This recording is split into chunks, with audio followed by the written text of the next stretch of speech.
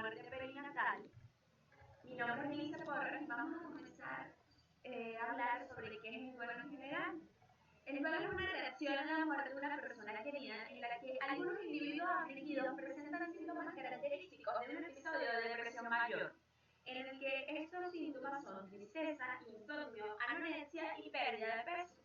El individuo valora este estado de ánimo como un estado normal. La duración y expresión de un duelo normal varía constantemente según las características de los diferentes grupos culturales. Otra perspectiva del duelo es que se define como una reacción y adaptación psicológica ante la pérdida de algo preciado vinculado al individuo. Cada persona afronta de manera diferente el duelo. Las situaciones de duelo pueden repetirse de formas diversas a lo largo de la vida, pero resulta arriesgado concretar cuando un duelo se sigue un curso, está bien normal o presenta síntomas característicos de patología psiquiátrica. El duelo podría decir que nuestra sociedad está viviendo de espaldas a la muerte, convirtiendo esta gran experiencia natural en un gran tabú y no facilitando espacio para sentir, expresar dolor y compartir. En su lugar existe una tendencia generalizada a incitar a las personas en duelo a recuperarse rápidamente, tapar el llanto y seguir funcionando y rendir en lugar de rendirse. El duelo es una reacción compleja, constante, identificable, implica un proceso de curso previsible, en el que se desvanecen generalmente los lazos emocionales que mantenían a la persona fallecida. Estos hechos que se forman parte de nuestra existencia bajo la presión de la ocultación y el aislamiento producen traumas y dolor y remueven los pilares del psiquismo. Es aquí donde también hablamos sobre el muro de silencio, que es una estrategia de huida desesperada del dolor emocional, dificulta la elaboración natural y estable de un inevitable proceso del ciclo vital. El duelo es un proceso único y no un estado, en que la persona avanza por una serie orientativa de fases hacia la integración de una pérdida irreparable y no sustituible. Se esfuerza por seguir o por aprender y seguir viviendo en un nuevo espacio o escenario en que en parte se torna vacío. Los procesos de duelo es un proceso dinámico por naturaleza que conlleva siempre conectar con el dolor emocional, sentirlo, expresarlo y también hacer algo por ese dolor y no solo esperar que el tiempo pase. El duelo tiene su propio conjunto de elementos en el cual destacamos psicológicos y afectivos, que pueden confundirse con la depresión mayor, como son físicos, emocionales, conductuales, psicológicos y espirituales. Manifestaciones del duelo tenemos físicas: vacío en el estómago, opresión en el pecho, en la garganta, ahogo, suspiros, alteraciones del sueño, desgane sexual, anergia, apetito escaso, pérdida ponderal, boca seca, cefaleas, indigestión, sensibilidad y quejas somáticas. Emocionales: la insensibilidad, aturdimiento, tristeza, culpa, rabia, desesperación, hostilidad, soledad, vacío, desamparo y alivio. Conductuales: funcionamiento automático, mente ausente, aislamiento social, crisis de llanto, conducta de búsqueda, apego a objeto, consumo de tóxicos, hiperactividad y comunicación. Psicológicas: incredulidad, negación, confusión, irrealidad, ideas de suicidio, depresión, alucinaciones e ilusiones y también falta de concentración y memoria. Espirituales: la búsqueda de sentido, conciencia propia de mortalidad y replanteamiento de creencias. ¿Puede ser la depresión una complicación en el duelo? Sí. Si bien no tienen una relación, podemos decir que el duelo y la depresión van de la mano, puesto que el duelo es una causa de la depresión y la depresión es una complicación en el duelo y es una de las más posibles. Y no debe diagnosticarse salvo que los síntomas se mantengan 2 meses después de la pérdida. Una de cada 5 personas a lo largo de su vida presentará depresión. Esto se puede llamar también como trastorno depresivo mayor. Durante el duelo, la depresión se presenta con síntomas constantes durante un proceso prolongado que debilita y no mejora, por lo cual se considera un duelo complicado, también conocido como trastorno por duelo complejo persistente. Complicaciones posibles del duelo: físicas: pueden haber modificaciones de la respuesta inmune, activación adrenocortical que puede causar una úlcera, hipertensión arterial, un incremento de la prolactina sérica, que puede haber desajustes en la menstruación, elevación de la hormona del crecimiento con diabetes, hipertensión arterial, mortalidad por problemas cardíacos también. Psicológicos y psiquiátricos: depresión, manía, reacción esquizofrénica, cuadros de ansiedad y fobia, síndrome de estrés postraumático, trastornos de conducta y también abusos tóxicos. Duelo complicado. El duelo complicado se presenta con mayor frecuencia en las mujeres y en las personas adultas. Los factores que pueden aumentar el riesgo de padecer un duelo complicado puede ser una muerte inesperada, violenta, aquellas que suceden por accidentes de tránsito, homicidios o suicidios. La muerte también de un niño que puede ser traumática a la hora de los padres, una relación cercana también con la persona fallecida, el aislamiento social, falta de apoyo de amistades, que la persona se encuentre viviendo un proceso de duelo sola, también tener antecedentes de depresión, ansiedad o por separación, o un trastorno de estrés postraumático y también experiencias traumáticas durante la infancia que haya vivido algún suceso que marcara su vida o por descuido. El duelo complicado puede afectar física, mental y socialmente. También puede estar relacionado con tu entorno, tu personalidad o tus rasgos hereditarios. Hay duelo complicado cuando hay problemas con actividades cotidianas, cuando hay aislamiento, cuando hay depresión, cuando hay sentimiento de yo, de culpa, cuando hay deseo de morir y cuando la vida no tiene sentido sin la persona fallecida. Maneras de prevenir el duelo complicado: hablar, el apoyar y también tener terapia de duelo. En 1969, Kübler-Ross analizó su experiencia con más de 500 pacientes moribundos y describió 5 etapas del duelo. La primera etapa es la negación y el aislamiento, que es la etapa inicial en que la persona se siente culpable porque se apodera de ella un estado de incredulidad frente a la muerte. La segunda etapa es enojo y ira, proyectando sentimiento hacia otras personas, expresándolo como depresión, en el cual es una manera de evitar el dolor y la aflicción y la desesperación de una persona al aceptar que la vida debe continuar. La otra etapa es el pacto, en que la persona en duelo debe ganar tiempo antes de aceptar la realidad, por lo que retrasa la responsabilidad necesaria para liberar emocionalmente la pérdida.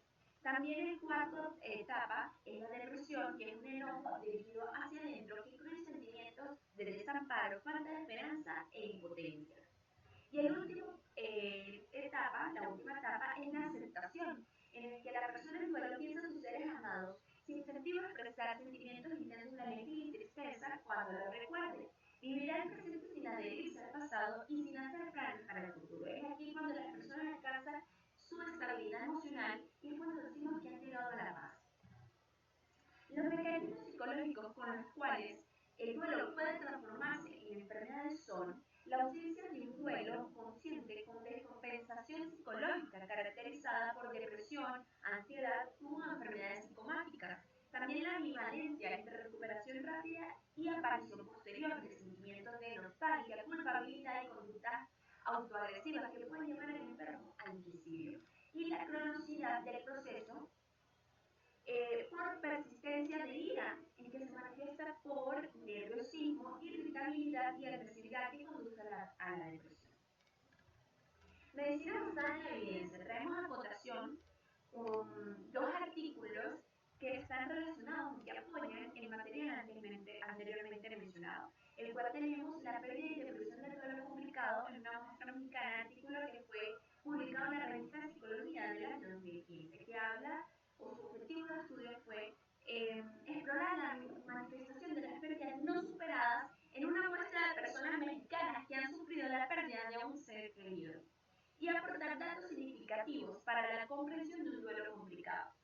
La muestra de este artículo fue de 321 participantes del Centro de México que durante su vida habían experimentado la muerte de un ser querido. Se administró al inventario de historia de pérdidas. Se evaluó la sintomatología depresiva y la posible presencia de un duelo complicado, cuyo resultado fue que el 12.48%, equivalente a 40 personas, presentó un duelo complicado y el 35,2% de perteneciendo a 113 personas manifestó no haber superado la muerte de un ser querido. El otro artículo habla sobre el duelo de muerte de familiares por el COVID-19, publicado por la revista Ocronos en julio del presente año, donde hablamos de la actualidad que estamos viviendo un estado de pandemia debido al virus del COVID-19, en que han fallecido un gran número de personas y se han visto afectadas otro número debido al estado de alarma que se encuentra a nivel mundial. Debido a estas medidas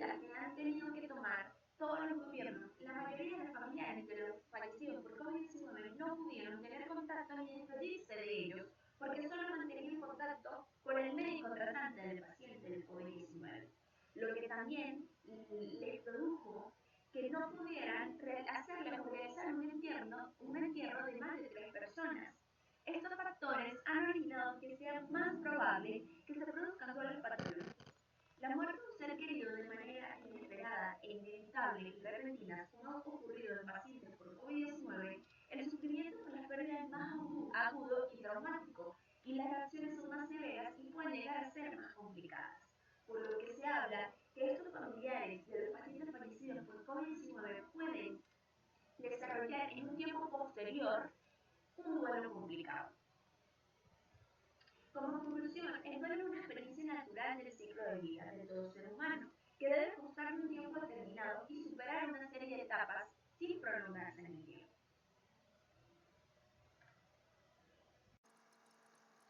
Mi nombre es Ariana Carrero y voy a hablar sobre el duelo perinatal. Para entender el concepto de duelo perinatal, primero debemos saber qué significa el embarazo y la paternidad en la vida de las personas. Durante siglos, tener descendencia ha sido considerado un hecho natural. En la actualidad, con los avances tecnológicos, se han ampliado las maneras de lograr un embarazo. Esto podría cambiar el significado de la familia, ya que al generar nuevas formas de paternalidad, se da lugar al término diversidad familiar. Para una mujer, el hecho de concebir un hijo es un proceso complejo, y este proceso inicia incluso antes de la concepción. Causa en ella cambios tanto físicos como emocionales. Durante el embarazo, la mujer percibe al feto como parte de sí misma y no como un sujeto aparte. Esto lo podemos denominar fusión narcisista y es la base del vínculo de apego que genera la madre por su hijo. Pues aparte de eso, ella deposita en él toda su autoestima. Además, el proceso de gestación va a llenar todas las ambiciones narcisistas señaladas por Freud, entre las que tenemos la omnipotencia por el hecho de concebir una nueva vida, que se reafirma la feminidad y se crea una idea de inmortalidad por el hecho de prevalecer durante las futuras generaciones.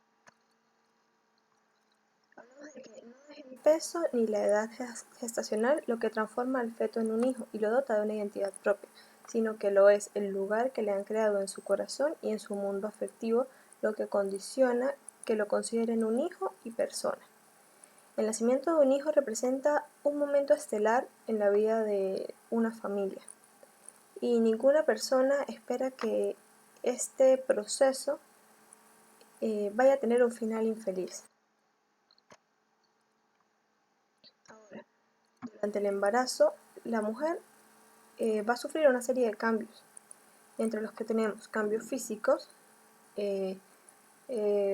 Podríamos resaltar que el vientre aumenta de volumen progresivamente durante los 9 meses como consecuencia del crecimiento y la formación del feto, y esos 9 meses representan para ella la dulce espera de el que podría ser uno de sus sueños más profundos, que es tener un hijo.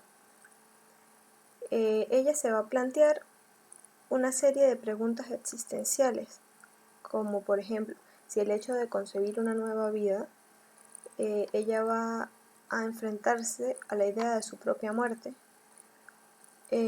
También durante esos 9 meses ella fue creando un vínculo afectivo con su hijo y de apego, pero cuando el neonato llega al mundo, él no va a sentir un apego hacia su madre, o sea, le da igual si está con ella o si está con otra persona, y cuando la mamá se aleja, él no va a llorar, y eso le va a generar a ella un sentimiento de vacío ante ese desapego, y va a sentir que su lugar podría ser ocupado por cualquier otra persona. Si además de todo esto, el proceso de parto o de posparto ha sido complicado, ella no va a poder hacerse cargo inmediatamente del neonato. Entonces eso va a hacer que ella tenga un sentimiento de culpa o de impotencia. Adicional a esto, cuando ya se trasladan al hogar, se va a generar una invasión del espacio íntimo entre los padres. Y eso lo que va a hacer es que va a generar un vínculo más estrecho entre ellos y ellos van a irse adaptando progresivamente a la existencia de su hijo. Todo esto pasa si el embarazo ocurre adecuadamente y se llega al feliz término y el recién nacido está vivo y sin complicaciones. Pero si este hijo nace muerto o muere luego de nacer, la madre se va a enfrentar no solamente a la pérdida de su hijo, sino a su frustración como madre, ¿sí? A la frustración de la maternidad. Vamos a hablar de la pérdida perinatal. No todos los embarazos, como ya lo había dicho, terminan satisfactoriamente y en algunas ocasiones se pueden ocurrir la muerte del feto en la etapa perinatal. Esta etapa comienza a las 22 semanas de gestación y finaliza a los 7 días de nacimiento. La muerte de un hijo es prematura y no está acorde a lo esperado en la lógica de vida, ya que la perspectiva es que sean los padres quienes mueran primero y realmente la pérdida perinatal constituye una experiencia emocionalmente devastadora, por lo que tiene un duelo que podría prolongarse durante un largo periodo de tiempo y en muchas ocasiones este duelo suele ser silencioso. Con los avances de la ginecología y la obstetricia se pueden ver imágenes ecográficas del hijo desde el comienzo del embarazo. Esto facilita el apego de los padres al hijo y también permite saber si el niño viene con algún problema. Y esto podría hacer que los padres deban decidir entre la vida y la muerte del feto en gestación. Generalmente, el proceso de la gestación conlleva alegrías, ilusiones, sueños y los sentimientos se pueden ver truncados por el diagnóstico de alguna enfermedad de alto riesgo. Esto va a crear en los padres una sensación de angustia, de incertidumbre, de tristeza y el duelo anticipado. Y el duelo anticipado no es nada más que el que se establece antes de la muerte, junto al diagnóstico de alguna enfermedad incurable y que permite de cierta manera como una adaptación a la situación. Podríamos decir que cuando se produce la pérdida durante el embarazo, la vida y la muerte caminan juntas. Y esto es una paradoja para la que nadie está preparado. Por eso es tan importante y tan delicado saber qué decir o hacer en el momento. El embarazo representa una simbiosis biológica en la que, si recordamos, la madre percibe al feto como parte de ella misma, pero no solo eso, sino como la mejor parte de ella misma. Y por eso es que ante una pérdida, la respuesta emocional de la madre es como de vacío, como de inadecuación, como de desamparo. Y también pierde la autoestima porque siente que le han quitado una parte de sí misma o que una parte de sí misma ha sido dañada. La pérdida es angustiante, es dolorosa y está percibida íntimamente por la madre como una amputación o como una castración o como un desmembramiento. Y no es raro que se provoque en la madre síntomas somáticos, alteración de la conducta, sentimiento de culpa, y todos ellos están relacionados con el denominado duelo materno. Es importante saber que un aborto espontáneo o provocado no es simplemente un trozo de carne sin vida, sino que por el contrario es un rudimentario ser humano que ha perdido la vida. Y es muy importante tenerlo presente, ya que este momento en la vida de los familiares es muy devastador, es muy trágico y hay que tratar de manejar la situación lo más adecuadamente posible y de tener palabras reconfortantes para su familia, para que ellos se sientan apoyados. Ahora vamos a hablar del duelo materno. Según Hutton, la muerte de un hijo en etapa perinatal puede crear una respuesta más severa y más intensa que cuando la muerte ocurre en un familiar adulto. Este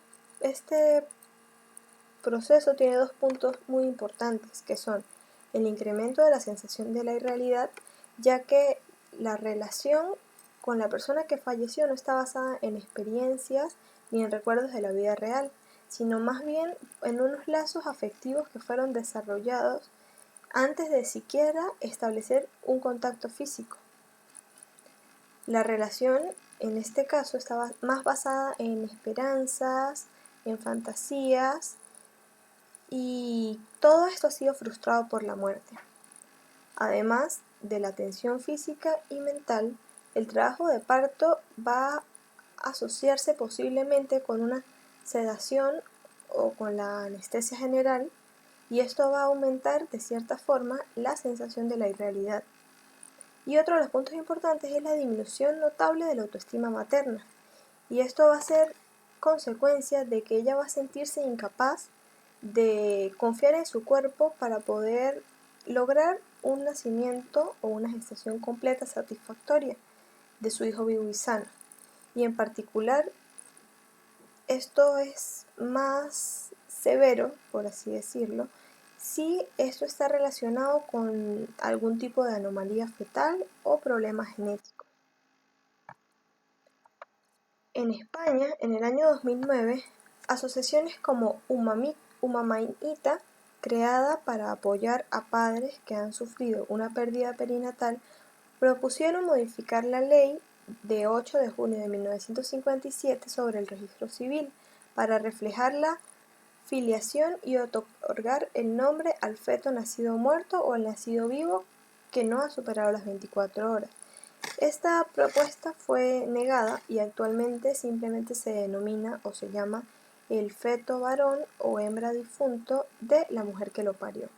En la actualidad se está otorgando cada vez mayor importancia al reconocimiento del mismo y el sufrimiento que lleva aparejado, si bien aún queda bastante para otorgarle el lugar que merece a nivel sanitario y social. Muchas gracias. Mi nombre es Johnny Calderón y para continuar con el desarrollo del tema les voy a hablar acerca de las variaciones de la definición de la muerte perinatal a lo largo del tiempo. Desde los modelos psicodinámicos, la conceptualización del duelo y su resolución ha variado desde definiciones basadas primordialmente en mecanismos intrapsíquicos a otros entendidos desde modelos biopsicosociales. En el año 1959 aparece el primer artículo sobre el sufrimiento de los progenitores en la muerte perinatal. Allí se hace referencia a las dificultades que enfrenta el obstetra frente a la muerte fetal antes, durante y después del parto. Se hacen recomendaciones sobre el abordaje y la atención a la pareja y se menciona la pena que sufre el propio médico. Se sugiere informar a la madre acerca del resultado del parto y el estado de salud del bebé apenas despierte de la anestesia, pero no se hace mención a mostrarle el bebé o acercárselo para que lo tome en brazos. De igual forma, se menciona que en caso de que el bebé fallezca o presente algún tipo de malformación o discapacidad, se debe recomendar a la pareja que tenga otro hijo que les aporte felicidad y confianza en sí mismos. Freud plantea que el duelo debe ser entendido como un proceso normal, no patológico, donde se debe aceptar que lo perdido no existirá nunca más, y pasado un tiempo el yo se dejaría llevar por las satisfacciones narcisistas otorgadas por la vida, con el consecuente desligamiento del objeto perdido y el desplazamiento emocional a un objeto nuevo. Melanie Klein, psicoanalista austriaca, plantea en 1940 que cualquier duelo reactiva otros duelos tempranos y por ello se moviliza toda la estructura psíquica. Considera crucial el reconocimiento, la aceptación de la pérdida y el desplazamiento a otro objeto nuevo. Erich Lindemann, autor y psiquiatra germano-estadounidense especializado en duelo, en el año 1944, observa personas que perdieron trágicamente a sus familiares y determina que el desapego es clave en el trabajo central del duelo. Elizabeth Kubler-Ross, psiquiatra suizo-estadounidense, plantea un proceso de duelo con etapas relativamente universales, mencionando la negación, la rabia, la negociación, la depresión y la aceptación. Un estudio de Kennel y colaboradores sobre duelo por neonatos destacaba elementos distintivos como eran la tristeza, el apetito escaso, el insomnio, la irritabilidad, la preocupación y la incapacidad. En 1980, Pepper y Knapp propusieron 9 elementos del duelo perinatal, como lo eran la dificultad de concentración, rabia, culpabilidad, negativa a aceptar la realidad, confusión temporal, agotamiento, falta de energía, depresión y sueños repetitivos con el bebé perdido. En 1982, Kirklees y Kellner recomendaban que los progenitores vieran y tomaran en brazos al bebé muerto y proponían desarrollar grupos de apoyo para afectados. Gordon en 1982 y Rando en 1984 conciben el duelo como un proceso más activo y particular, introduciendo la idea de tareas a realizar en el trabajo de duelo. Gordon planteaba que se debía aceptar la realidad de la pérdida, experimentar el dolor de la pérdida, adaptarse a un medio en el que ya falta el ser querido y retirar la energía emocional de la persona que falta, reinvirtiéndola en otras relaciones. Rando establece que cada duelo es particular, por la mezcla única de factores psicológicos, fisiológicos y sociales de la persona en duelo.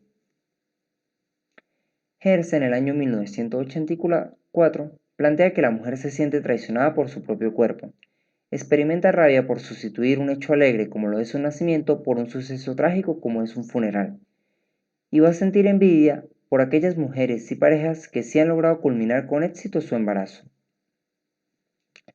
John Bowlby, psicoanalista inglés en el año 1980, describió la tríada de la pérdida afectiva, caracterizada por aflicción, desesperanza y desapego o depresión. Identificó 4 etapas del duelo correlacionadas: fase de impacto y obnubilación, fase de protesta, anhelo y búsqueda, fase de desorganización y desesperación y fase de reorganización. Laverde en 1998 postula que en caso donde el feto cursa con alguna patología o el embarazo presenta alguna complicación, es recomendable que la madre conozca el diagnóstico y las expectativas de vida, que se le asigne un nombre al feto o neonato fallecido y que se facilite la participación de los padres en el funeral. Tyson en el año 2004 considera que se alteran los recuerdos y la vivencia de relaciones interiorizadas y las capacidades y expresiones yoicas que configuran el mundo interno. Claremont y otros en el año 2009 considera que para abordar la muerte perinatal o neonatal es necesario adecuada y oportuna información a los padres y un lugar en lo posible tranquilo, íntimo y que genere confianza. Bleichmar en el año 2010 plantea que los acontecimientos traumáticos, como la muerte perinatal, pueden conducir a la reemergencia de un estado depresivo. López y otros en el año 2015 destacan la importancia del acompañamiento de los profesionales de salud, la red social y familiar y la relevancia de los grupos de duelo para progenitores que posibilitan expresar sentimientos anclados. Zulenia Albornoz. Aspectos de contextualización. Según la Organización Mundial de la Salud, el periodo perinatal se extiende desde la semana 22 de gestación hasta la primera semana de vida independiente del neonato. Sin embargo, en la práctica y en la literatura especializada se conceptualiza en términos más amplios, existiendo variabilidad entre países y organizaciones científicas.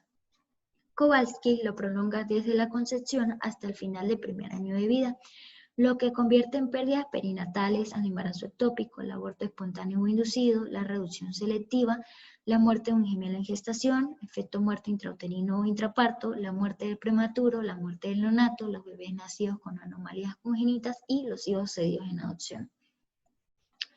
Con respecto a la muerte, Mejías especifica el duelo perinatal como aquellos duelos por la muerte de un hijo en cualquier etapa del periodo gestacional, y habla de que se denomina muerte fetal tardía cuando la pérdida se presenta a partir de la semana 28 de gestación y si ocurre en los primeros días de vida es muerte neonatal. Para Bernal, los mortinatos son fetos de 28 semanas de gestación o más, y las muertes neonatales aluden a los bebés nacidos vivos que fallecen dentro de los primeros 7 días de vida.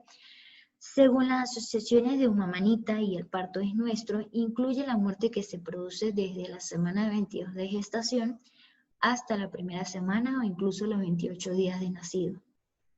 Cuando el diagnóstico se conoce durante la gestación, se inicia un proceso de dolor anticipado que se acompaña de situaciones prolongadas de dolor, temor, ansiedad, terminando con el duelo al momento de la pérdida.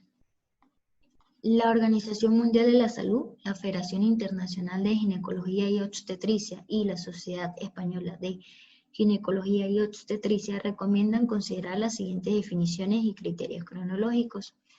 Muerte fetal es la muerte del producto de la concepción antes de la expulsión o de su extracción completa del cuerpo de la madre, independientemente del tiempo de duración del embarazo.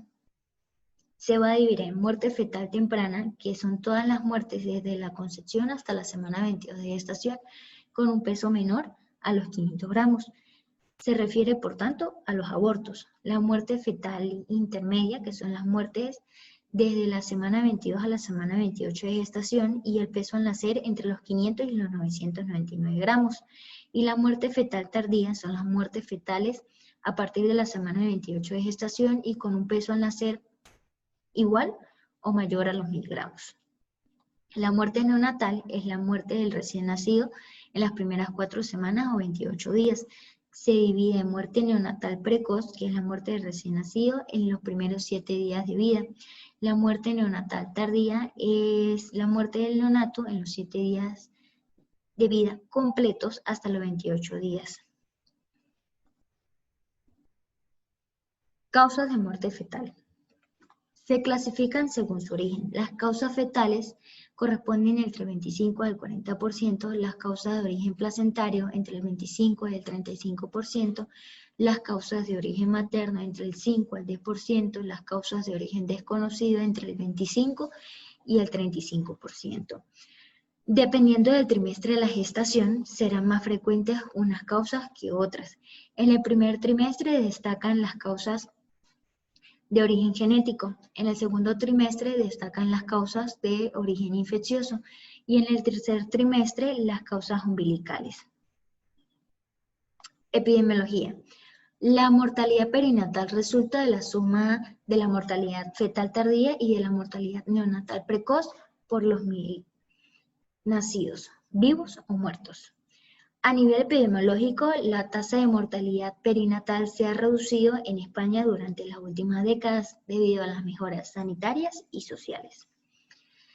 Sin embargo, existe una importante controversia cuanto a la fiabilidad de los datos oficiales, pues hay autores que consideran que en España existe una infradeclaración de los casos. Es importante tener en cuenta que en las pérdidas perinatales se experimentan las mismas reacciones de duelo y que pueden tener repercusiones psicopatológicas en personas más vulnerables. Por otra parte, la no elaboración del duelo puede afectar también a embarazos posteriores y en la relación con el siguiente bebé. Muerte perinatal y religión. Barandiarán y Manterola explican que en zonas rurales de los Países Vasco y Navarra los nacidos muertos o los muertos sin bautizar se colocaban dentro de la casa, en la cocina, en el establo o en la huerta, y se creía que los niños muertos sin bautizar iban al limbo, lugar donde ni se sufre, ni se padece, ni se tiene alegría, y se daba ese nombre a una parte del cementerio sin bendecir, que no tenía comunicación con el resto del cementerio. El cuerpo del bebé se envolvía en un lienzo o se colocaba desnudo en una caja de madera o de cartón. El entierro se realizaba sin ningún oficio religioso, ante pocos familiares, importante la ausencia de la madre, no se realizaba ningún responso.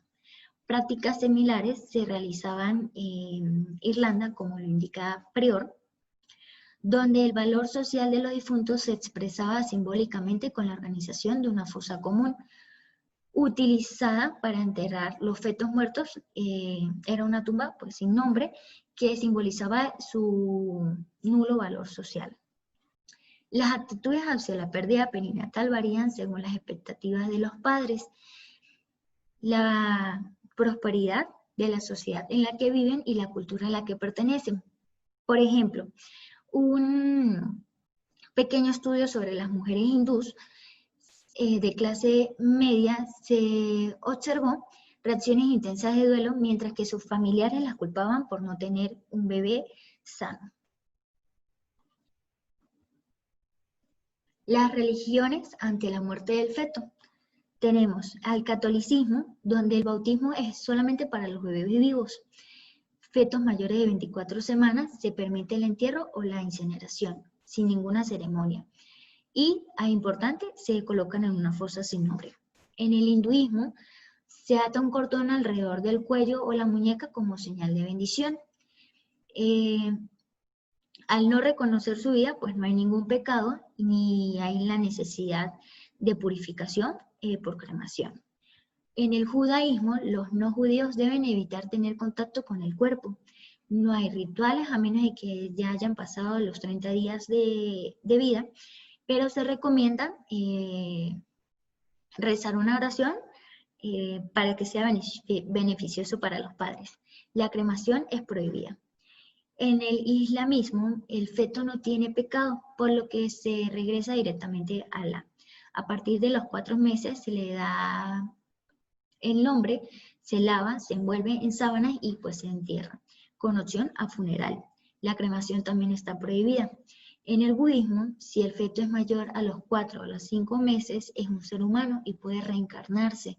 Con los fetos abortados se va a celebrar el Nisoku para pedirle perdón por haber perdido el embarazo y que no traiga desgracia a la familia. Mi nombre es Krishna Chacón y voy a continuar con el dolor del silencio.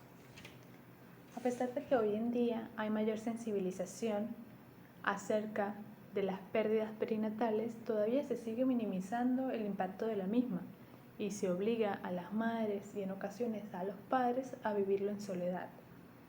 El duelo generalmente suele iniciar de manera abrupta, con la noticia de la sospecha de la pérdida, o directamente con la constatación de la misma, por ejemplo, cuando hay ausencia total del latido cardíaco. Es tan devastadora la comunicación de esta noticia que algunas mujeres prefieren la inducción del parto justo en el momento en que son diagnosticadas, ya que resulta imposible para ellas tener a su bebé muerto dentro de ellas. Y así creen que cierran el proceso mucho más rápido.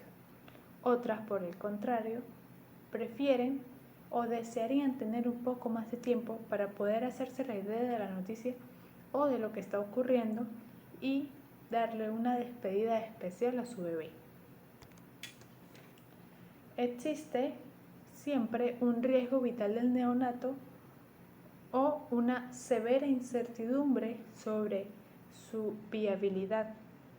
Esto sugiere o genera un camino repleto de intervenciones para madre y para el bebé, las cuales muchas de ellas son invasivas, muchas de ellas producen cambios bruscos en su evolución y estas a su vez generan interminables esperas que generan un gran sufrimiento para los padres.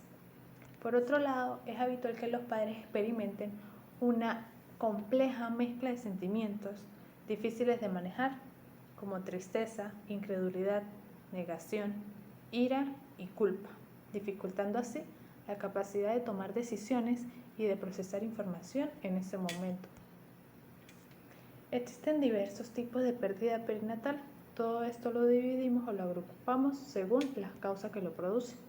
Tenemos el aborto espontáneo, el aborto voluntario, la interrupción por problemas en el feto o la madre, la reducción selectiva en embarazos múltiples, la pérdida por feto muerto intraútero, la pérdida de embarazos múltiples y la pérdida del neonato.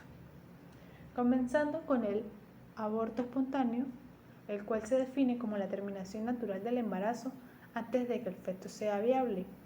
Además, diversos estudios estiman que entre el 15 y el 25% de los embarazos terminan en aborto, siendo en su mayoría antes de las 12 semanas.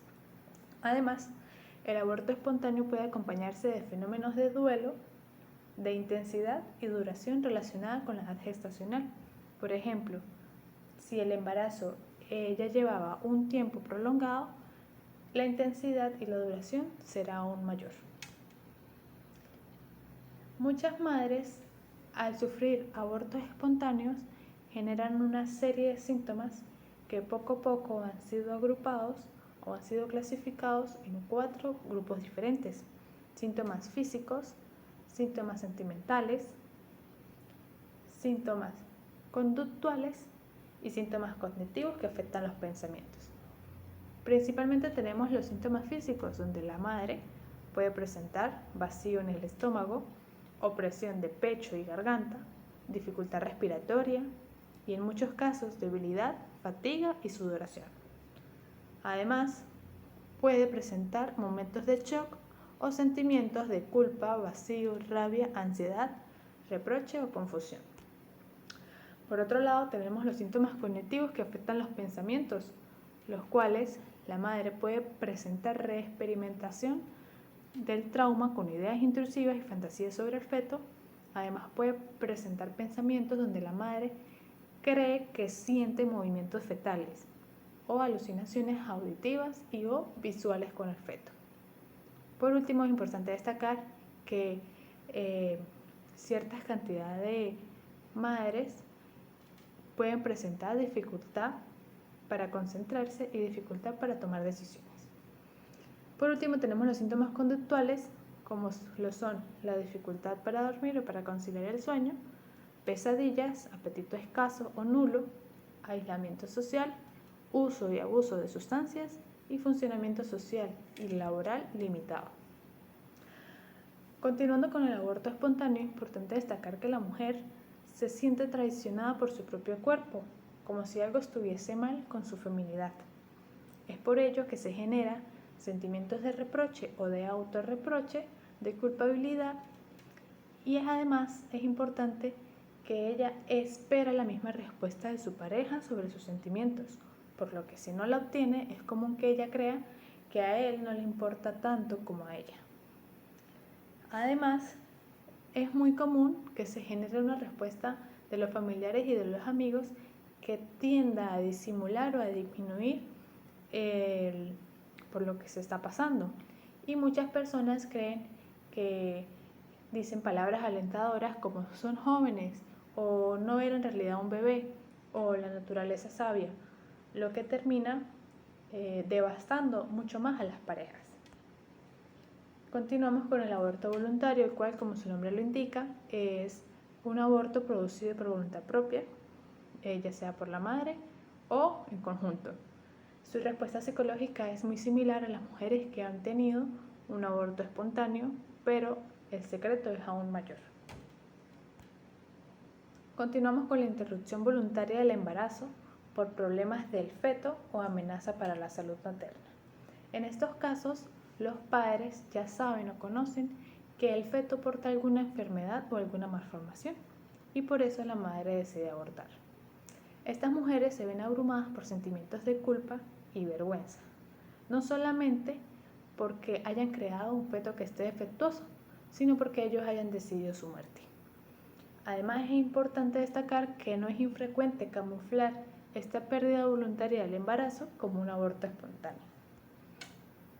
Además, tenemos la reducción selectiva de embarazos múltiples.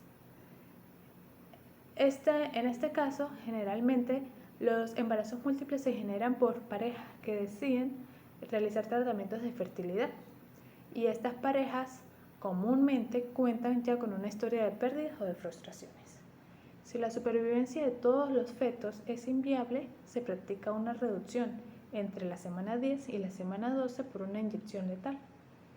Esto permite que se reduzcan los fetos y esto genera o beneficia en que haya menos prematuridad y menos riesgo de muerte fetal. Además, es una amarga decisión que hay que tomar contra el reloj, la energía, la ilusión y el dinero. Aunque muchos progenitores no sufren una pena prolongada, al menos 1/3 de los padres presentan una depresión moderada. Gracias. Mi nombre es Edwin Velasco y para continuar con el punto en el que quedó la compañera, voy a terminar de explicar los tipos de pérdida perinatal. Comenzando por la pérdida por feto muerto, también denominada mortinato. Este tipo de muerte se da cuando el bebé fallece durante las últimas 20 semanas de embarazo y puede ser intraparto o intraútero. Intraútero se da cuando el bebé fallece en el tiempo que transcurre desde que comienza el trabajo de parto hasta que se expulsa la placenta. Esta muerte genera principalmente la pérdida del bebé ansiado, pero también puede generar pérdidas colaterales importantes, como pueden ser la pérdida del momento de convertirse en padres, la pérdida del rol del padre o la madre si se trata del primer hijo, la composición familiar imaginada, el reconocimiento de ese hijo en la mente de los demás, la pérdida de la confianza en la seguridad que los padres puedan brindar al resto de los hijos, de la inocencia con respecto al parto y al embarazo, ya que la madre comienza a ver este proceso como algo desagradable y difícil. La pérdida de algunos familiares y amigos que no estuvieron a la altura y no supieron reconocer la importancia de la pérdida, del derecho a decir el nombre del hijo en cualquier lugar, ya que los padres, pero sobre todo la madre, suelen comenzar a rechazar todo lo que tiene que ver con ello, y la pérdida de la oportunidad de contacto y de poder crear nuevos recuerdos con ese nuevo hijo. Luego tenemos la pérdida en embarazos múltiples. La mortalidad en este tipo de embarazos suele ser 7 u 8 veces mayores que la mortalidad en embarazos únicos. Durante estos embarazos las expectativas de tanto de los padres como de los familiares suelen ser muy altas. Por lo tanto, se convierte en una pérdida muy especial, ya que no solo se pierde un bebé, sino que también se pierde un gemelo, quedando la familia dividida entre la pena por el bebé que fallece y la alegría por el bebé que sobrevivió, quedando este como un recuerdo interminable de lo que pudo ser el otro, sobre todo en ocasiones especiales como cumpleaños y bautizos, y queda la añoranza en la familia del gemelo que no van a poder conocer y que no podrán ver crecer. Luego tenemos la pérdida del neonato. En algunas ocasiones los bebés vienen con algunas enfermedades o algunos problemas que atentan contra su vida, y sin embargo estos se pueden anticipar durante el embarazo, pero hay otras situaciones en las que estas enfermedades o problemas surgen de manera sorpresiva durante el parto o en las primeras horas o días de vida del bebé. Esto pone a los progenitores en una situación que se puede considerar de duelo anticipatorio. ¿Por qué duelo anticipatorio? Porque por un lado asimilan o elaboran la pérdida del bebé sano fantaseado, y por otro lado se anticipan a la posible pérdida por muerte del bebé real. Esto puede llegar al punto en el que los padres pueden desear la pronta muerte del bebé para poder terminar con el sufrimiento de todos, pero esto conlleva un sentimiento de culpa muy intenso, que se puede ver sobre todo cuando los profesionales de la salud plantean la posibilidad de reducir el esfuerzo terapéutico, porque ya no tiene salvación el bebé, y los padres se encuentran en una decisión muy dramática. Características específicas del duelo perinatal. Estas características diferencian el duelo perinatal de otros tipos de duelo, ya que lo convierten en un proceso múltiple, porque como lo dije antes, además de generar la pérdida principal del bebé, también se generan otras pérdidas importantes. Como por ejemplo tenemos la pérdida del hijo proyectado, que es una pérdida más simbólica que real, generada por la imaginación que se da por el estado de duelo basado en las necesidades. Luego tenemos la plenitud que representaba para la pareja la espera y la llegada de su hijo. La pérdida de la etapa de sus vidas marcadas por el momento de convertirse en padres, o de la composición familiar imaginada e idealizada que veían como un proyecto de vida y que es causada por la ausencia del hijo que no pudieron conocer, o que conocieron sin vida, o que falleció precozmente, perdiendo así todo el futuro que veían tras la llegada de ese nuevo hijo. Tenemos también la pérdida de algún aspecto de sí mismos, que es motivado por el embarazo y por el hecho de tener a ese hijo, como por ejemplo la unión biológica entre la madre y el feto durante el embarazo, que representa para ella de manera idealizada la mejor parte de sí misma. También tenemos de un sueño y una creación. Esto significa que el bebé representa la vida y se contrapone al final de la misma, creando en los padres un sentimiento de espera e ilusión proyectados hacia el futuro, sin poder anticipar el triste desenlace. Luego tenemos la pérdida de la posibilidad de trascendencia en algunos casos, ya que dependiendo de algunos factores como la edad, las técnicas de fertilidad utilizadas y las secuelas, los padres pueden sentir que pierden la última oportunidad para la maternidad o la paternidad, generando al mismo tiempo un duelo por infertilidad. Una afirmación importante que hicieron Santos, Yáñez y Al-Habib es que dijeron que esta condición de duelo múltiple suele desarrollarse en un contexto en el que se recibe poco apoyo y poca ayuda por parte de las personas que se encuentran en el entorno, lo que puede generar un trauma acumulativo que puede a su vez generar consecuencias mayores o iguales que la propia pérdida.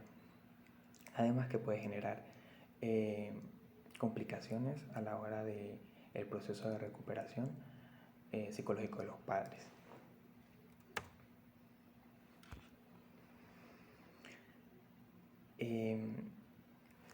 La complejidad del duelo perinatal depende en gran parte o está ligada a la articulación de los 5 sistemas motivacionales fundamentales que fueron descritos por Bleichmar en 1999, que sería el sistema modular transformacional.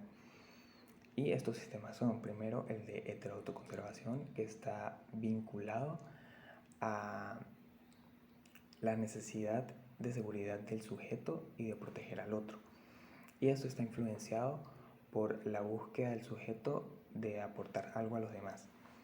Luego tenemos el sistema del apego, que es un sistema que se activa en situaciones de amenaza o estrés, y por lo tanto el miedo, la humillación o el dolor motivan al ser humano a buscar refugio o protección en la figura del apego. Tenemos también el sistema del narcisismo, que es toda actividad psíquica que tiende a mantener la integridad, la estabilidad o el estado de bienestar de la representación de uno mismo, y la relación de la satisfacción o no con uno mismo depende de la autoestima, que al mismo tiempo es un marcador de la regulación narcisista del sí mismo. Tenemos el sistema sensual sexual, que está vinculado con las necesidades y deseos para alcanzar 2 estados independientes, pero que están relacionados, como son el del placer sensual y el de la excitación sexual. El placer sensual se refiere más a un sentimiento de placer que en estos casos se desencadena por distintas actividades que los padres realizan para poder consolar y expresar afecto a los hijos, y que estos a su vez utilizan para poder consolarse a sí mismos.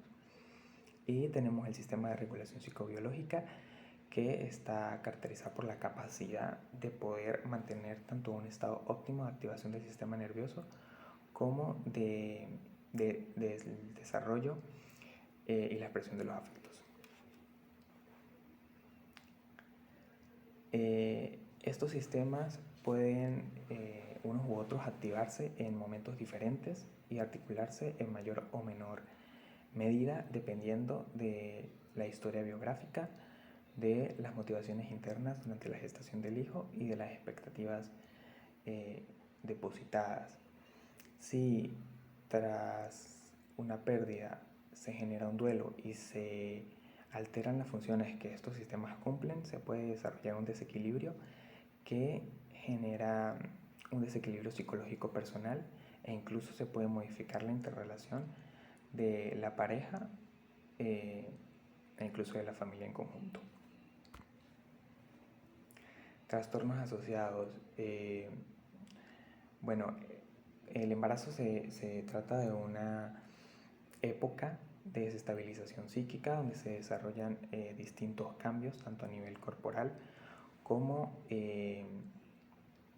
en las relaciones íntimas, familiares y sociales, así como de la identidad de la propia mujer.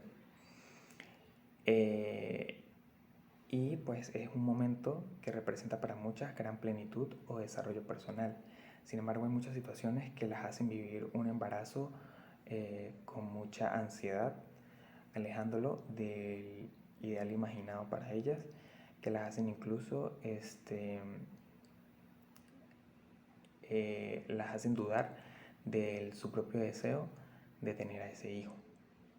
Algunas situaciones como estas pueden ser la inmadurez psicológica, la relación con la pareja, la situación económica o si están en entornos violentos.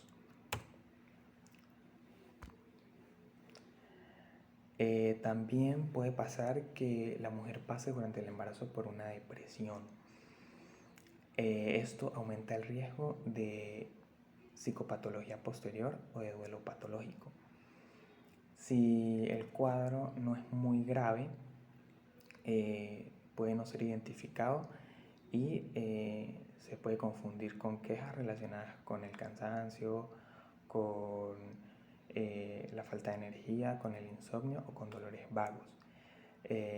Cuando el cuadro es grave y tiene síntomas netamente depresivos, es común que sea diagnosticado, pero en ambos casos es común que la madre se descuide tanto a nivel de salud general como a nivel de alimentación y de sueño. También hay mayor posibilidad de consumo de alcohol, de consumo de tabaco y otros tóxicos, y también es común que haya menos búsqueda de ayuda. Gracias. Soy Branferle Mendoza.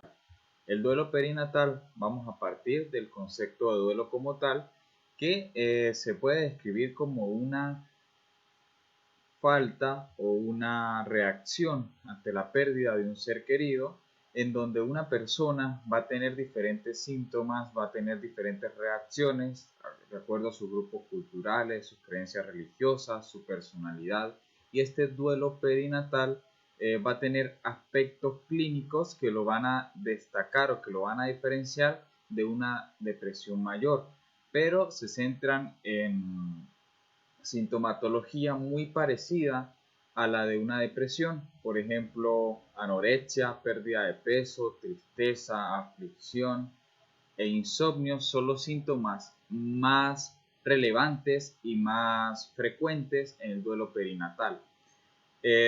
Van a destacar los síntomas tanto psicológicos como síntomas afectivos y puede diferenciarse de una depresión mayor, bien sea por criterios sintomáticos o por la duración del episodio. En los criterios sintomáticos vamos a tener que una persona que presente, por ejemplo, sentimientos de culpa por cosas diferentes al poder haber hecho más sobre la pérdida del ser querido, o también alucinaciones diferentes a las que sean oír los llantos del feto, movimientos fetales fantasmas, manifestaciones diferentes a eso, o un sentimiento de culpa muy fuerte que lo haga confundirse con un fracaso en su vida como tal, sobre todo en las madres. Y entonces también vamos a tener la duración del episodio. Si estos síntomas se presentan menores a 2 meses, en tiempos menores a 2 meses, no se puede catalogar como depresión. Tiene que ser un periodo largo de más de 3 meses. Vamos a tener que los aspectos clínicos se van a centrar en aspectos biológicos, aspectos físicos, emocionales, cognitivos y conductuales. Pero generalmente va a predominar una conducta ansioso-depresiva que cuando perdura en el tiempo podemos catalogarlo como un duelo crónico patológico que va a interferir en el desarrollo normal de la persona, bien sea en sus proyectos de vida, relaciones interpersonales, pensamientos, y por eso debemos abordarlo de una buena forma para poder evitar que esta persona desencadene este duelo crónico patológico. Aquí tenemos a Moscarello, que lo va a definir en 4 niveles: el nivel físico, el nivel emocional, está el nivel cognitivo, pero vamos a hablar primero del nivel físico, donde predomina una sensación de estómago vacío, una presión tanto de garganta como de pecho, dificultad respiratoria, debilidad, fatiga, también predomina mucho la sudoración y la sequedad de la boca. Después vamos a tener a nivel emocional el shock, la irritabilidad, incredulidad ante lo sucedido, confusión, y estos 4 aspectos, el de culpa, autorreproche, fracaso y rabia, va generalmente limitado a la madre, donde ella siente culpa por haber gestado un feto defectuoso, un autorreproche ya que se siente traicionada por su propio cuerpo, y una sensación o un sentimiento de fracaso en donde predomina fracaso como madre o como gestante, pero no fracaso como fracaso en su vida completa, en su vida total. Y el sentimiento de rabia va a ir relacionado ante lo sucedido, ante esta situación o con ella misma. Vamos a tener el nivel cognitivo, en donde la reexperimentación a través de fantasías sobre el feto, reexperimentación del trauma, con las ideas intrusivas. Vamos a tener también alucinaciones tanto visuales como auditivas. Ellas refieren que sienten los movimientos del vientre, movimientos fetales, también escuchan el llanto del bebé, y dificultad de concentración y de toma de decisiones. También se ve un nivel de conciencia situacional disminuido, pérdida de memoria, alteraciones de memoria y amnesia disociativa. A nivel conductual vamos a tener insomnio, pesadillas, falta de apetito, aislamiento social. Este aislamiento social va a limitar tanto sus relaciones interpersonales como sus relaciones laborales, y una evitación por mujeres embarazadas y niños, y sobre todo por situaciones sanitarias, acercarse a un hospital o cualquier situación o cualquier evento que les recuerde el embarazo, que les recuerde su pérdida. Vamos a tener las modalidades del duelo en cuanto a los progenitores. Entre esto vamos a tener la promesa de no olvidar al hijo, pese a esa presión del entorno a que lo olviden, el deseo de morir y estar unidos en la muerte con su hijo, y la revitalización de las creencias religiosas. En la revitalización de creencias religiosas se centra más que todo en buscarle un sentido a la pérdida, en buscarle un porqué, en tener un replanteamiento de su propia creencia religiosa, cambio de los valores en la vida cotidiana, ya que ellos le dan mayor importancia a los pequeños momentos familiares, valoran un poco más su vida sentimental, y mayor tolerancia y comprensión al sufrimiento de los demás, especialmente al sufrimiento de las personas que padecieron lo mismo. Está la sombra del duelo, que se ve como un duelo crónico, un duelo patológico, que generalmente se da a las mujeres, que arrastran durante la mayor parte de sus vidas, y que estas personas no pueden recordar el hecho sin sentir alguna emoción, bien sea muy débil o muy fuerte, pero siempre tienen un sentimiento subyacente. Y cuando esta sombra del duelo se mezcla con otros factores de riesgo, pueden desencadenar otros trastornos psiquiátricos. Estos factores de riesgo que llevan a un duelo complicado serían problemas psiquiátricos previos. Mujeres nulíparas generalmente presentan depresión, no tener familia o un apoyo social, escasa información sobre abortos, no haber explicación para lo sucedido, pérdidas recurrentes, también duelos previos no sanados, historia actual de depresión, no tener pareja, una inestabilidad con la pareja luego del evento, también condiciona si este fue un embarazo programado o no, si ha sido por técnica de fertilización, también condiciona mucho si fue al final de la vida reproductiva de la mujer, y también más que todo las creencias religiosas, culturales, la personalidad de cada individuo, cómo la afronta, y también la situación actual en la que se presenta este hecho. Vamos a tener que, si estos factores previamente descritos no son bien manejados, no son bien controlados, pueden desencadenar otros trastornos psiquiátricos. El más frecuente son los trastornos depresivos, en un 10 a un 48%, generalmente las mujeres nulíparas, mujeres que han tenido abortos espontáneos recurrentes, mujeres con antecedentes de depresión o cualquier otro problema psiquiátrico en general, y vamos a tener una diferencia muy clara entre el duelo y la depresión. En la depresión es un sentimiento de culpa y de fracaso más pronunciado que en el duelo. Los síntomas aparecen por más tiempo y hay sobre todo ideas de suicidio, aislamiento social, que en el duelo no se ve. En el duelo la madre generalmente busca apoyo, busca hablar de lo sucedido, busca un apoyo familiar o apoyo en su pareja. Los sentimientos y los deseos de suicidio no son muy frecuentes. Y hay otro aspecto muy importante, que en la depresión la mujer presenta una sensación de rechazo a lo sucedido, un recuerdo desagradable de los embarazos, mientras que en el duelo existe como una sensación de preocupación por el hijo perdido. También puede desencadenar trastornos de ansiedad que aumentan tras el aborto y que van a descender a las 12 semanas, pero a la posibilidad de un nuevo embarazo, este trastorno de ansiedad va a ser muy frecuente y va a despuntar. Trastornos de estrés postraumático, 2 al 5% en los partos instrumentales como en las cesáreas. El 25% se puede presentar posterior a la pérdida, un mes posterior a la pérdida, y el 7% hasta 4 meses después.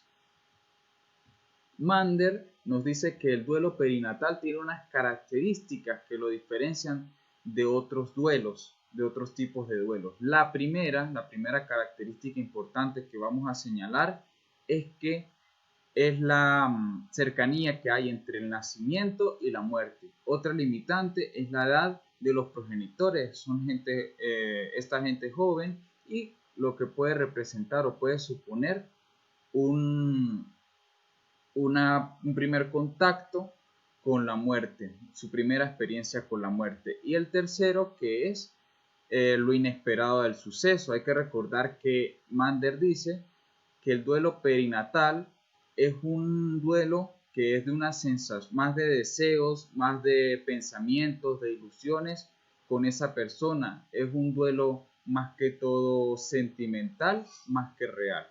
Mi nombre es Jesús Sepúlveda y voy a hablar sobre el desempeño del personal de salud en muerte perinatal.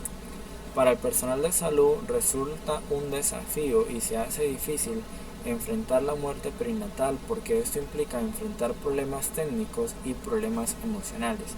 La mayoría de personas que forman parte del personal de salud han sido preparadas para ayudar y aliviar el dolor, pero no han sido preparadas para enfrentar la muerte, lo que puede generar en ellos una sensación de impotencia, de frustración y de tristeza, negando con estas actitudes la vivencia o el acontecimiento de la muerte perinatal, por lo cual el personal de salud necesita una preparación emocional para mitigar el duelo materno, porque frente a una mujer que ha perdido a su hijo al nacer, el personal de salud debe afrontar el duelo con respeto, acompañando a ambos padres en salvaguardar la salud física y psíquica de estos dos.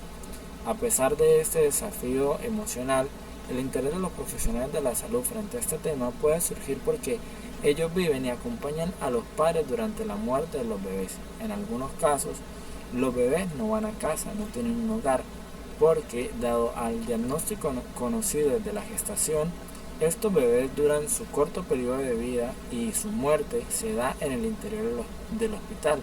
Entonces, es allí donde se establece un vínculo y se deben establecer acuerdos entre el profesional de la salud y los familiares de este bebé para que los padres tengan una mayor claridad sobre lo que desean hacer y la forma de proceder desde diferentes aspectos, como por ejemplo visitas médicas, tipo de atención médica, procedimientos a los que será sometido este bebé, así como solicitud de permisos para tener espacios de privacidad con el bebé y demás diligencias administrativas. Es conveniente que previo al nacimiento de un bebé muerto, o si éste fallece al nacer, el personal de salud ofrezca ayuda, pero esa ayuda puede ser psicológica o espiritual y se debe respetar la decisión de los padres en aceptarla o no. Siempre se debe respetar la autonomía, ya que la autonomía es un principio bioético rector de la medicina que el personal de la salud debe respetar. Además de esto, por otro lado, la información sobre la muerte del niño hacia los padres debe ser breve, debe ser comprensible y debe ser exhaustiva, y sobre todo debe darse en un ambiente adecuado, como el que por ejemplo vemos en esta imagen. Entonces, el personal de salud debe escuchar atentamente a los padres y no debe emitir ningún juicio frente a las reacciones iniciales de estos al recibir la noticia o al recibir el duelo. Para el personal de salud también transmitir esta grave noticia representa ansiedad. Entonces ellos pueden tomar un espacio de intimidad, deben decir a los padres la noticia al mismo tiempo y deben asegurarse que los padres están entendiendo aquello que están escuchando. De este modo y transmitiendo la noticia desde la empatía, los padres se sentirán comprendidos y el personal de salud podrá tener un mejor manejo de sus emociones. Es importante decir que si se puede prever el fallecimiento, se debe brindar a los padres la oportunidad de estar con el niño, de abrazarlo, de hablarle, y también se debe evitar en cuanto sea posible que haya una sobresedación en el parto para que en la madre queden bien fijados esos recuerdos de haber tocado, de haber acariciado y sentido a su bebé. Claro, se debe tener en cuenta que todo esto es respetando la decisión de los padres o no de tener este tipo de atención, y se debe sugerir guardar algún recuerdo. Además, se debe informar a la familia sobre la necesidad o no de realizar la autopsia, sobre todo si el niño nació con malformaciones congénitas. Y también el personal de salud debe orientar al padre o a la madre, a ambos, en trámites funerarios, así como si es necesario a la referencia a un profesional tanatológico. En el Hospital Universitario 12 de octubre de Madrid, España, se ha llevado a cabo un programa de atención para el duelo perinatal, el cual involucra diferentes servicios como el servicio de neonatología, ginecología y obstetricia y el servicio de salud mental y psicología.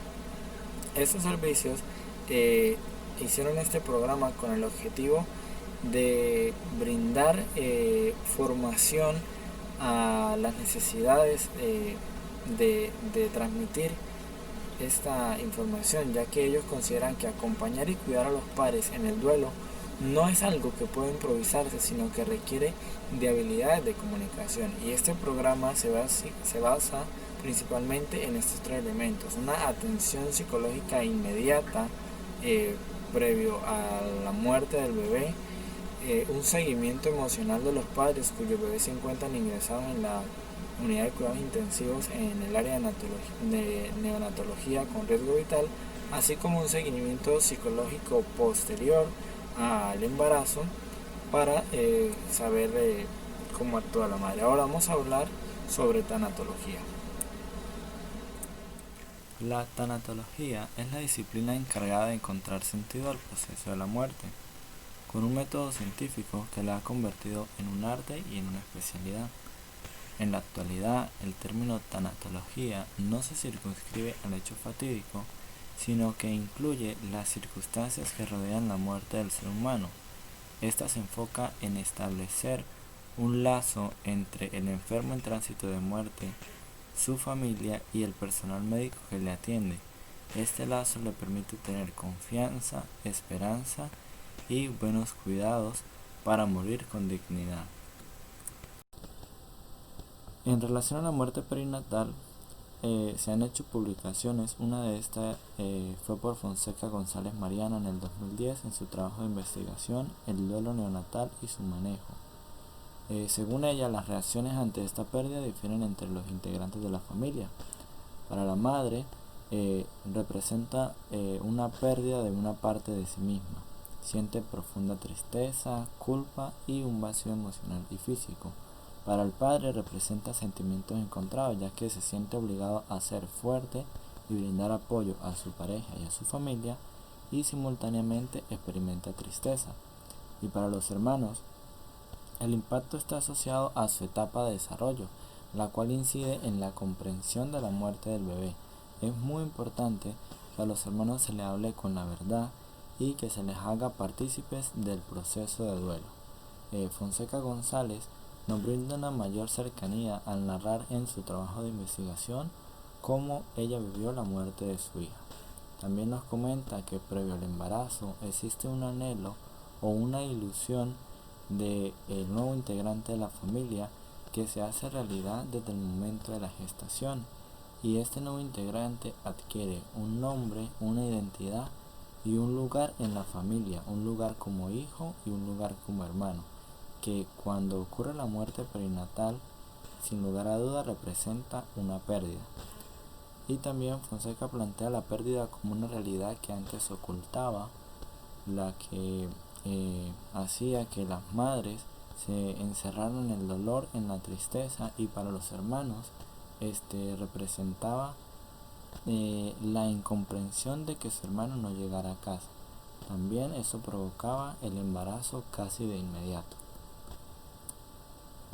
Según Fonseca González, es común que posterior a la muerte del bebé la pareja se separe, lo que no es usual en otros tipos de duelo, y esto puede asociarse a falta de acompañamiento, porque uno de los miembros de la pareja, por ejemplo la mujer, puede sentir que el padre, el hombre, no le da importancia a la muerte perinatal porque no llora o porque no quiere hablar del fallecido, y esto es porque el padre quiere representar una figura de fuerte y de apoyo para la familia, entonces esto puede malinterpretarse como falta de interés. Otra de las razones puede asociarse a no comprender la situación que el otro experimenta, ya que en algunas veces uno de los padres está pasando por un momento difícil y cree que su vida está en un ciclo de depresión y de tristeza, lo que hace que individualice el dolor de la muerte perinatal de una manera más profunda que el otro, y no encontrar puntos de comunicación que le permitan hablar del duelo individual de la manera de sentirlo y de expresarlo. Otra de las razones importantes que puede generar crisis en la pareja es cuando se considera que uno de los dos padres pudiera ser responsable de la muerte del hijo. Fonseca González también brinda estrategias para que cada integrante de la familia elabore su propio duelo mediante rituales que le permitan reestructurar su vida y su vínculo familiar. Tenemos, por ejemplo, el ritual de despedida, en el que los familiares aceptan y confirman la muerte como real y que su bebé ha sido real, pero que también ha muerto. Esto le permite también saciar la necesidad de despedirse, estableciendo una fecha, un lugar y una hora. Y el ritual de bienvenida a una nueva forma de vida, una nueva manera de enfrentarse a la vida, y también esto les permite a cada uno como individual ser realizado o permitir entender que aquel familiar que vivió también les ha permitido realizarse como padre, como madre o como hermano a cada uno de los familiares. Según Aguilar García Marcelino en el 2012, en su tesis de tanatología, dice que para mejorar una atención o para tener una mejor atención propone modificar los trámites administrativos y políticas hospitalarias en las unidades de cuidados intensivos, porque en algunas ocasiones estos pueden hacer que los padres no tengan el contacto necesario con los bebés que les podría ayudar a superar este duelo. También plantea que las reacciones frente a esta pérdida perinatal no son las mismas que se producen ante el aborto o la pérdida de un hijo en etapa de niñez o en la edad adulta, aunque existen similitudes. Él dice que no es lo mismo una muerte en edad perinatal que una muerte en edad adulta. Sin embargo, para algunas personas de la sociedad y para el personal de salud, la muerte perinatal y el aborto no es considerado como una pérdida real, aunque sí sea una pérdida real. Y también dice que dependiendo de la forma de muerte puede implicar en los efectos emocionales. Por ejemplo, Unos padres que pierden su hijo de manera súbita tienen mayores problemas emocionales que aquellos que previamente han tenido un duelo y que saben que su hijo va a morir. También considera que los padres requieren apoyo desde el momento del diagnóstico. Se sienten más tranquilos cuando se les permite el contacto físico y amoroso con su bebé, algo similar a lo que decía Fonseca, donde los padres que no tienen contacto con su bebé tienen un dolor un poco más profundo porque no pudieron sentirlo y como considerar real ese nuevo integrante de la familia. No brindar acompañamiento adecuado al duelo puede repercutir en la pareja e incluso llevar a la desintegración familiar. Y esto hace referencia a que en alguna ocasión uno de los padres puede sentirse culpable o responsable de la muerte del hijo, y es allí donde se requiere de manera inmediata la intervención del personal de tanatología. La importancia de la tanatología radica en promover una atención humana sensible, invitar a protocolos de intervención integral. El tanatólogo sabe que hay un padre que debe realizar diligencias administrativas a quien se le exige una postura dual. Mi nombre es Johanna Gutiérrez, continuamos con grupo de padres y duelo perinatal.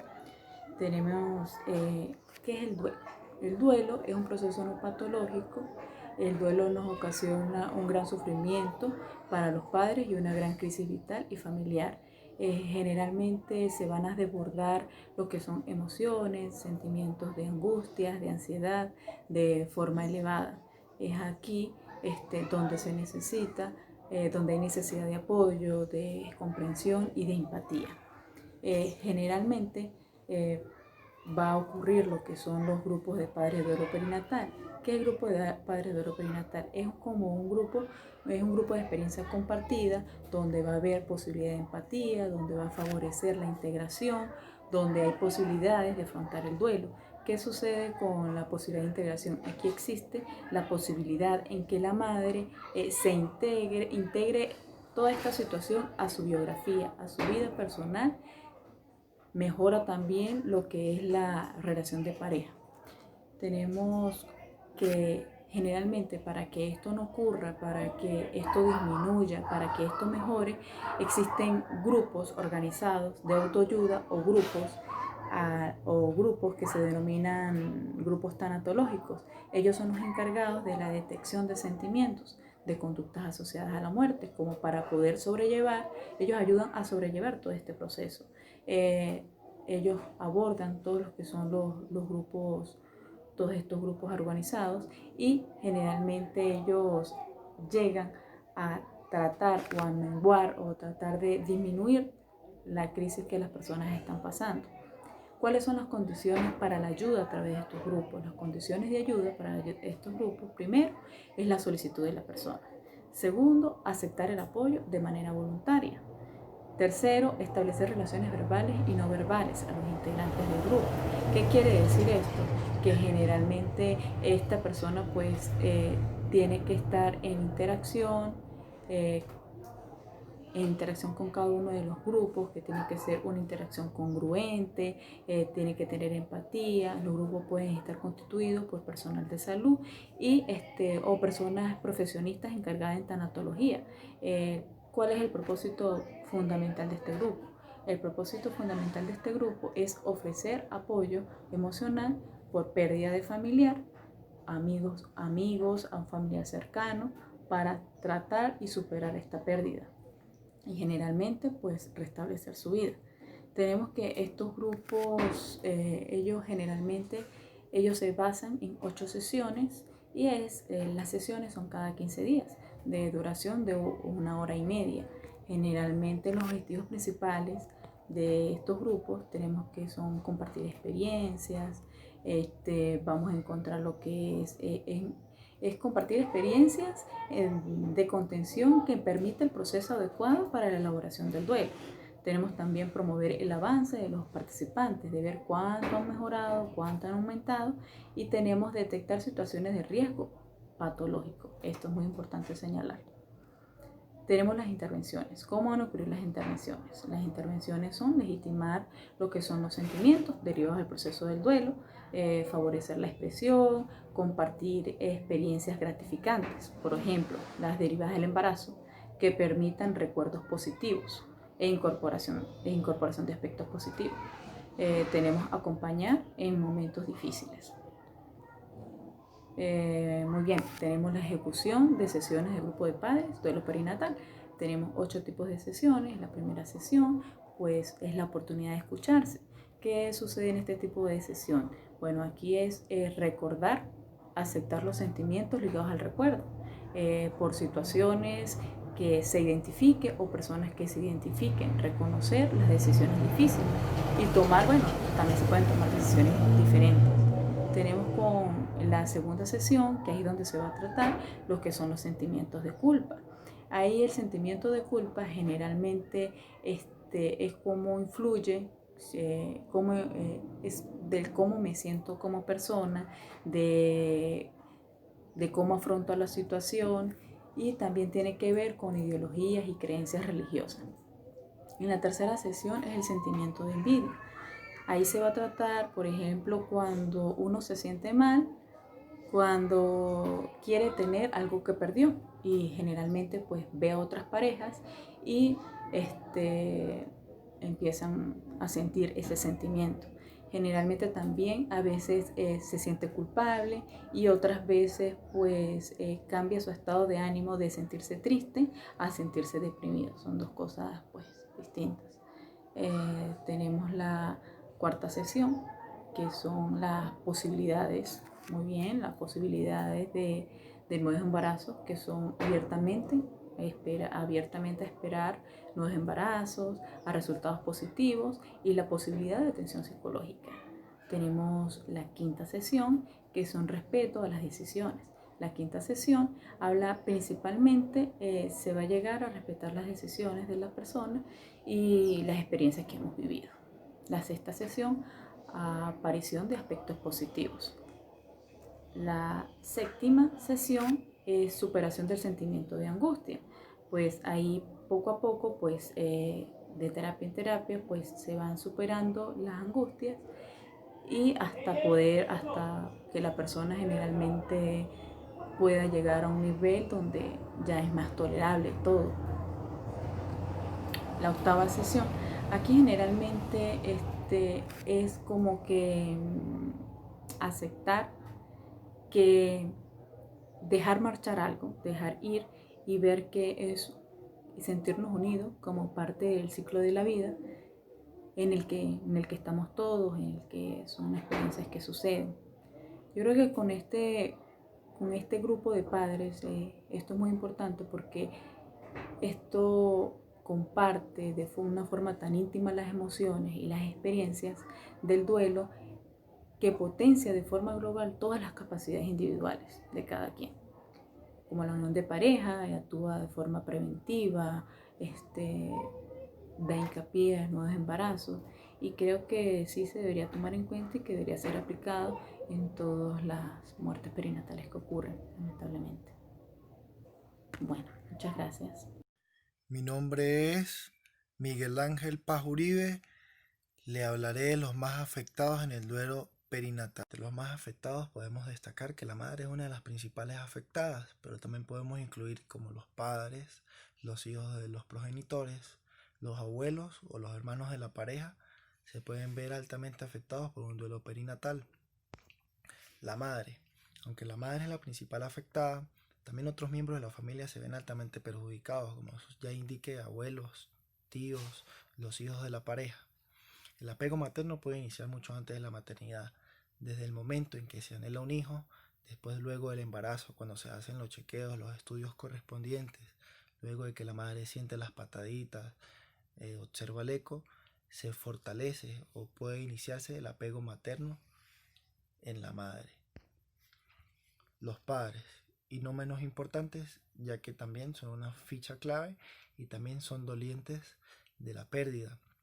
Los padres presentan en sus hijos esperados un apego más intelectual que emocional y físico, por lo cual desarrollan un apego diferente al de la madre. No son menos importantes, ya que son una ficha importante en el duelo perinatal. El padre asumirá una actitud en respuesta a las responsabilidades que debe asumir. Se espera que acompañe a la madre, la apoye física y emocionalmente durante el duelo, además de que comunique con sus conocidos y familiares lo que ha ocurrido. El padre tomará una actitud fuerte y en respuesta al apoyo a la madre la acompañará y pues no se doblegará ante la situación. Además, el padre puede desarrollar preocupación hacia la madre, lo que puede hacer que por desbordamiento hacia la madre inhiba su duelo propio, haciéndolo que lo lleve de manera silenciosa y solitaria. También puede presentar una conducta de enfado y cambiar completamente su comportamiento, tanto en el trabajo como en el ambiente familiar, y más que culpable, el padre ocultaría su pena. Él desbordaría su conducta de enfado hacia el personal de salud y los encargados de llevar el parto.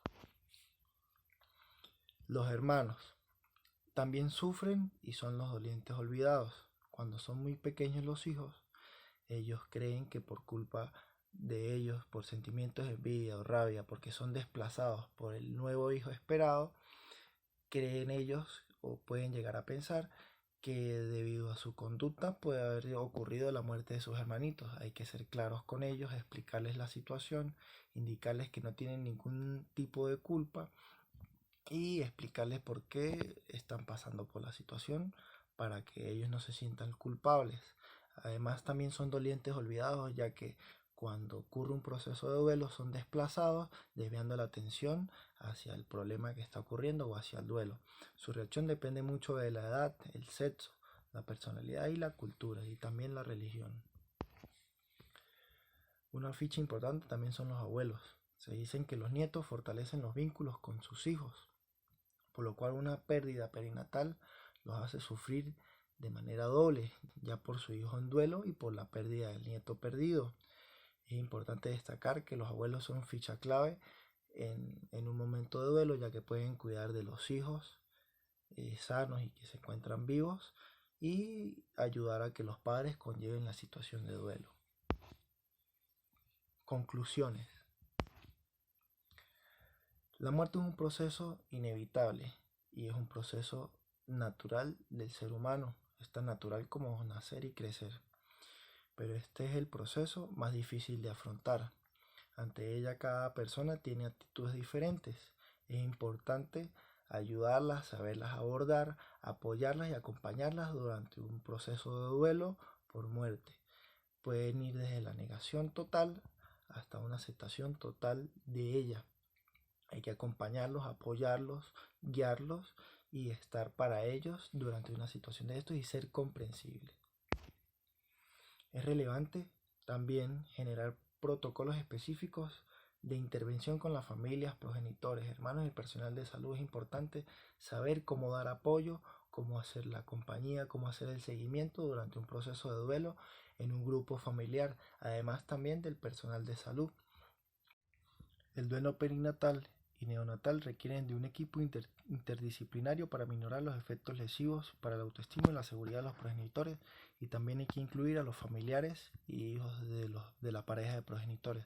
Es muy importante que requieran y obtengan el apoyo de un equipo preparado para poder obtener una respuesta positiva y evitar los efectos dañinos que puedan provocar una pérdida perinatal.